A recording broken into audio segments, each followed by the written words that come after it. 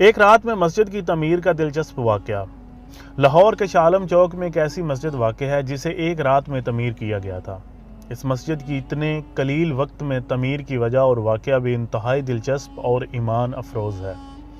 تاریخ بتاتی ہے کہ انگریزوں کے دور میں اس مقام سے ایک مسلمان مسافر کا گزر ہوا اور اس نے یہاں نماز ادا کی، جبکہ یہ علاقہ اس وقت ہندو کی اکثریت کا حامل تھا۔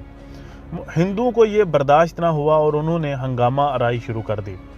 معاملہ عدالت تک جا پہنچا اور وہاں ہندو کا موقف تھا کہ اس جگہ پر مندر تعمیر ہوگا، جبکہ مسلمان یہاں مسجد تعمیر کرنا چاہتے تھے۔ اس موقع پر وکیل نے انہیں تجویز دی کہ اگر وہ یہاں صبح فجر سے پہلے مسجد تعمیر کر لیتے ہیں تو کیس کا فیصلہ ان کے حق میں ہو جائے گا۔ مسلمانوں کی جانب سے اس کیس کی پیروی قائد اعظم محمد علی جناح کر رہے تھے۔ یہ سننا تھا کہ مسلمانوں نے گاما پہلوان کی قیادت میں راتوں رات مسجد تعمیر کرنے کا فیصلہ کیا، اور جس مسلمان کے پاس جو سامان تھا اس نے وہ مسجد تعمیر کرنے کے لیے وقف کر دیا۔ یہاں تک کہ خواتین رات بھر اپنے سروں پر پانی اٹھا کر لاتی رہیں تاکہ مسجد کی تعمیر ممکن ہو سکے۔ دوسری جانب مسجد کی تعمیر مکمل ہونے کے بعد عدالت نے بھی مسلمانوں کے حق میں فیصلہ سنا دیا۔ یہ مسجد 1917 میں تعمیر کی گئی اور اس کا نام مسجد شب بھر رکھا گیا۔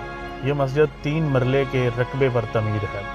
علامہ اقبال کو جب تیسرے روز اس مسجد کی تعمیر کا پتہ چلا تو آپ یہاں تشریف لائے اور بہت خوش ہوئے۔